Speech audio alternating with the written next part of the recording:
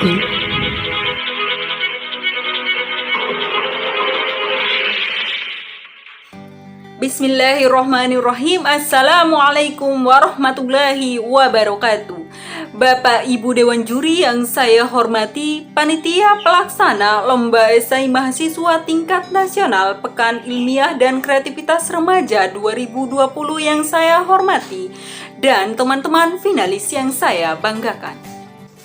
Kian hari teknologi berkembang dengan sangat pesat, salah satunya teknologi di bidang internet mobil. Pengguna dapat mengunduh berbagai aplikasi online dengan mudah dan cepat. Lebih dari 700.000 aplikasi tersedia di Google Play, termasuk aplikasi games. Akan tetapi kebanyakan tersedia dalam bentuk games yang kurang mendidik.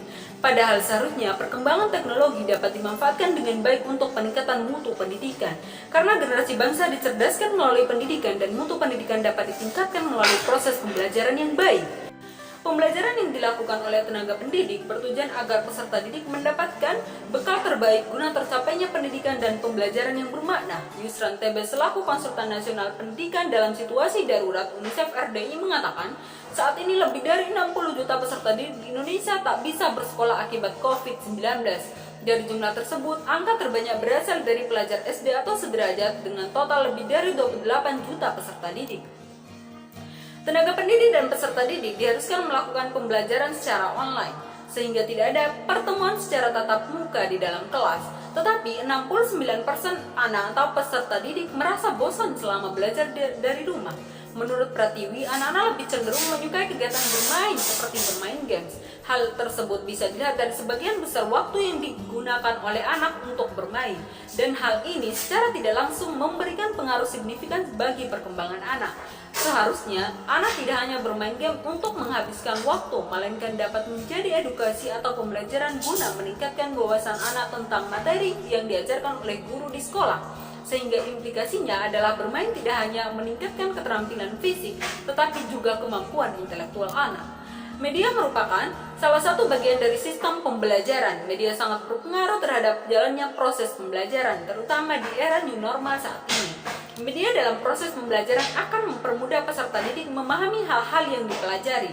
Sehingga berdasarkan pemaparan tersebut, saya, Siti Mariam Ulfa dari Universitas Mataram memberikan gagasan inovasi mobile learning games edukasi berbasis aplikasi sebagai media pembelajaran di era new normal.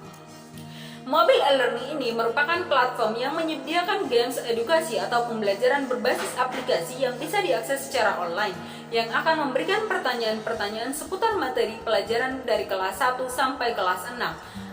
Sekolah dasar materi disusun sedemikian rupa untuk semua mata pelajaran, mulai dari mata pelajaran IPA, IPS, Matematika, Bahasa Indonesia, dan lainnya. Tidak hanya menyenangkan dan menghibur, tetapi juga dapat mendidik dan menambah pengetahuan tentang materi pelajaran peserta didik di sekolah. Game edukasi berbasis aplikasi ini dibuat dengan menggunakan website Edukandi terlebih dahulu. Setelah game dibuat di website edukandi.com, akan dibuat aplikasi mobile e-learning sebagai platform penyimpanan link tersebut akan lebih mudah diakses oleh peserta didik. Di dalam aplikasi tersebut juga terdapat beberapa pilihan mulai dari mata pelajaran kelas 1 sampai kelas 6. Pemberian pesan moral setiap akhir permainan juga disisipkan di game ini. Permainannya dalam bentuk games pilihan ganda, games berbentuk puzzle, word game, atau permainan kata, dan lainnya. Permainan ini dilakukan secara individu oleh anak. Setelah selesai bermain, akan muncul skor yang didapatkan anak di papan skor dan akan dikategorikan ketuntasan atau keberhasilan anak dalam menyelesaikan permainan.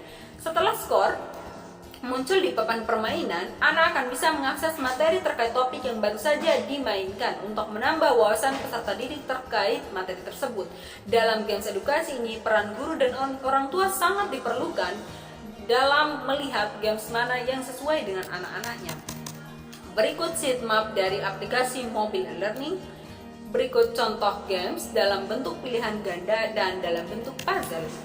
Untuk merealisasikan mobile e-learning ini dengan baik, maka diperlukan pihak-pihak yang dapat membantu mengimplementasikannya. Yang pertama adalah gerakan sadar belajar sedari dini, memiliki peran untuk mempromosikan mobile e-learning ini sehingga dapat diminati oleh anak-anak sekolah dasar. Yang kedua adalah orang tua dan guru. Yang ketiga, peserta didik sekolah dasar. sebagai sasaran utama pengenalan mobile e-learning. Yang keempat, mitra terkait seperti desain grafik dan ahli media. Desain grafis berfungsi untuk mendesain aplikasi mobile e-learning ini sehingga menjadi tampilan yang menarik dan mampu memikat anak-anak untuk memainkannya.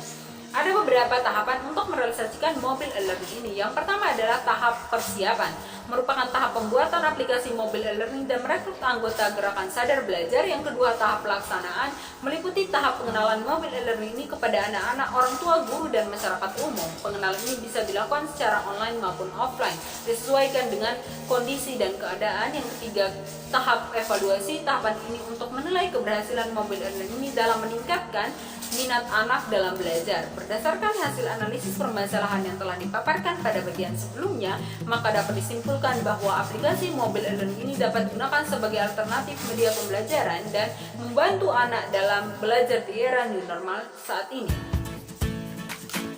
Sekian presentasi dari saya, kurang lebihnya saya mohon maaf. Wassalamualaikum warahmatullahi wabarakatuh.